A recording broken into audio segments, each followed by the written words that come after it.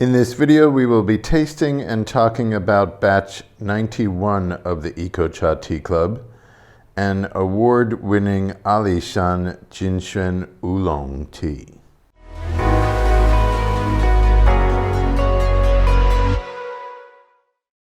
Batch 91 of the EcoCha Tea Club is an award-winning Alishan Jin Xuan Oolong Tea. Produced in the Meishan Township area and entered into the Meishan Farmers Association tea competition, spring 2023. They have two competitions. One is for Qing Xin Oolong and the other is for Jin Xuan, the hybrid cultivar that was created here in Taiwan in the 1980s and has become perhaps the most popular on the global scale. It's more commonly known as milk oolong internationally. The Chinese name is Jin Xuan, and it's also referred to as Tai Cha number 12, being the 12th registered hybrid that the Tea Research and Extension Station has put on the market for farmers to cultivate and produce. So Jin Xuan is the most commonly grown tea plant in Taiwan, second to the Qing Xin Oolong, which basically makes up all of our High Mountain Oolong tea.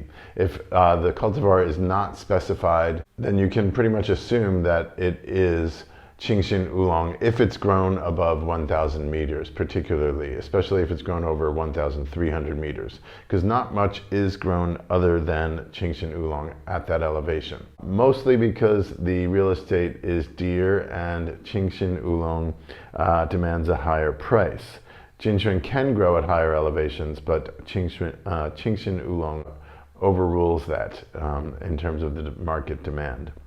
Meishan Township, the Farmers Association, has developed a quality standard that we would consider a light roast, leaning toward medium roast. What these farmers associations have done in Taiwan is decide on a quality standard that differentiates the flavor profile from other farmers associations. It all started with the Lugu Farmers Association with their Dongding Oolong Tea competition, and it has slowly developed and kind of stabilized over the last 40 years, especially in the last 10-15 years. The quality standards are pretty much set and don't change. So this tea is more roasted than the Mingjian Farmers Association competition and less roasted than the Lugu Dongding Oolong Tea competition. I want to have a sip right away and then I'll talk about it more.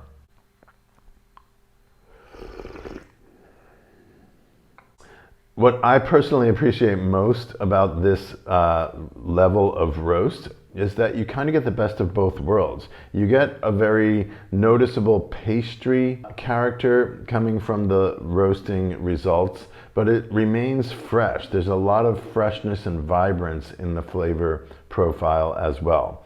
I went for about a 1:15 ratio of tea leaves to water. This is about a 170 milliliter pot. I put 11.5 grams of tea leaves in it. Keeping it simple, I brewed it for 1 minute on the first brew, second brew, and third brew. I increased by 15 seconds on the fourth brew, making it 1 minute 15, and then another 15 seconds, making it 1 minute 30 on the fifth brew.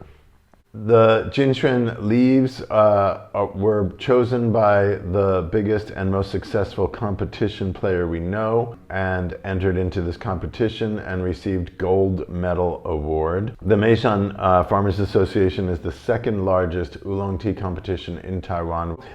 We wanted to offer this to continue representing the industry here, to continue sharing the samples or examples of the quality standards that are standardized here via the tea competitions. We think that's a very clear guideline to the large and varied spectrum of oolong teas. Each tea producing region has decided on their own quality standard representing their own style of oolong tea, and this I think is a really nice quality standard, and for the reasons I just said. It's a nice balance between getting some of the benefits from roasting while maintaining the fresh and vibrant qualities from an unroasted tea. It's noticeably roasted. It's distinctly different from an unroasted oolong. If you're looking for that classic milky oolong, very fresh and fragrant, with green qualities as well, this is not going to be the tea that represents that commonly known milk oolong tea, which is unroasted typically. They take that and they roast it lightly and delicately 3 times typically, and I believe the maximum temperature goes up to around 115 Celsius for the final and highest peak of roasting, and that kind of caps it, so to speak, in terms of what happens to the flavor profile. I believe the Mingjian Nonghui stays around 105. Meishan Nonghui, meaning Farmers Association, Meishan Farmers Association going up to 115, and then the Lugu Farmers Association going up to about 125. Okay, second brew.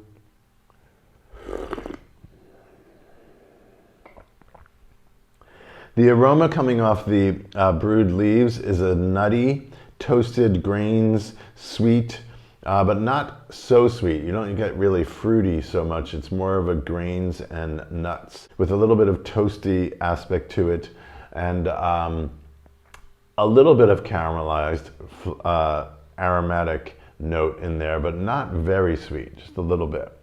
And the flavor profile,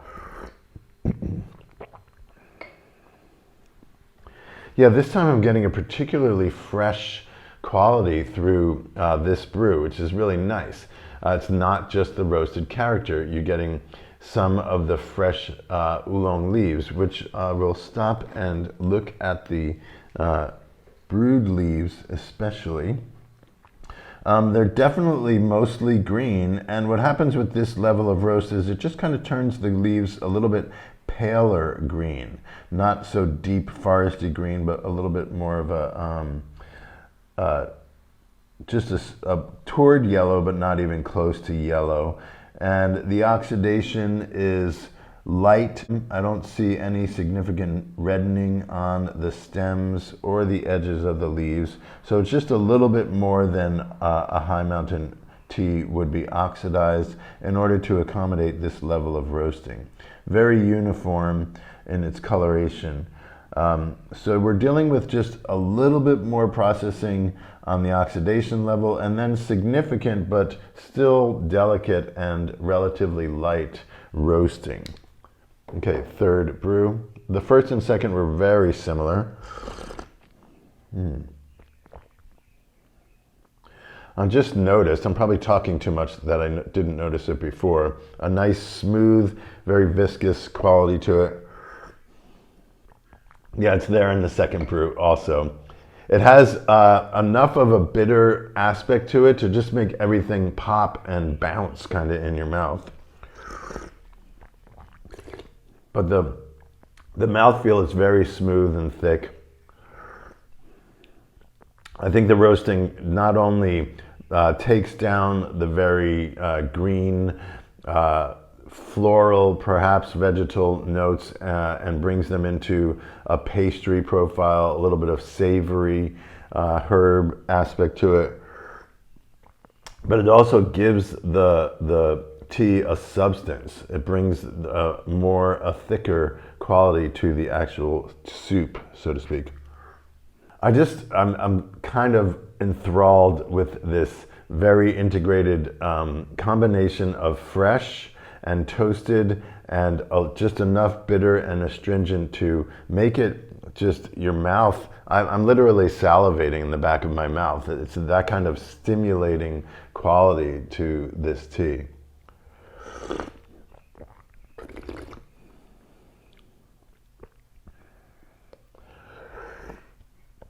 Changing a little bit on the fourth brew, that's a 15-second increase. It's bringing out a little bit more of a roasted vegetable flavor. It's definitely roasted, but it's reminding me of like barbecued leeks, or not, of course, the oniony aspect, but just that kind of sweet but green quality. Slightly charred, far from charcoal, just a sense of the caramelized aspect of vegetables that get well sauteed or grilled.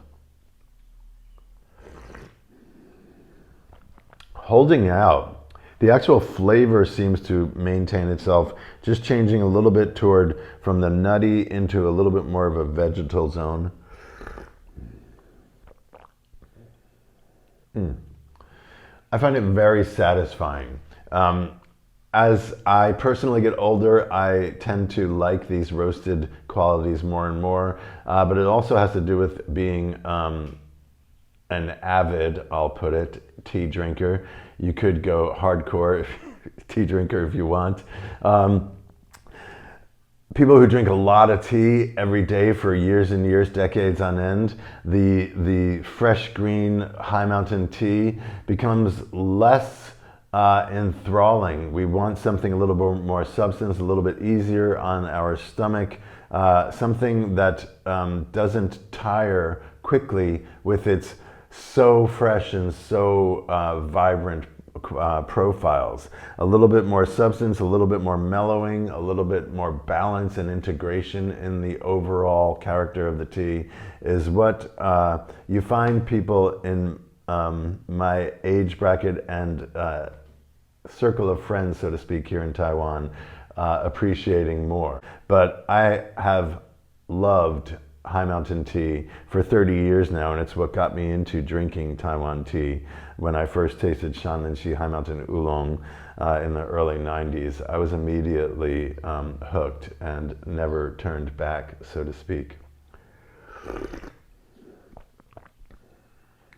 Yeah, so what we have this month is a representative from the second largest oolong tea competition in Taiwan. The award-winning teas get a much better market value, and the tea makers and the merchants that enter them into competition are allowed to profit from that as a result of their hard work and refinement of their skills in terms of hitting that mark of the quality standard that is set by the farmers' associations.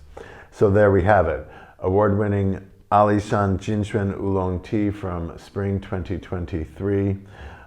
We think this will really help to broaden our members' view of oolong and give a more solid sense of what happens here on the competition scene in terms of setting different standards for different profiles from different tea growing regions.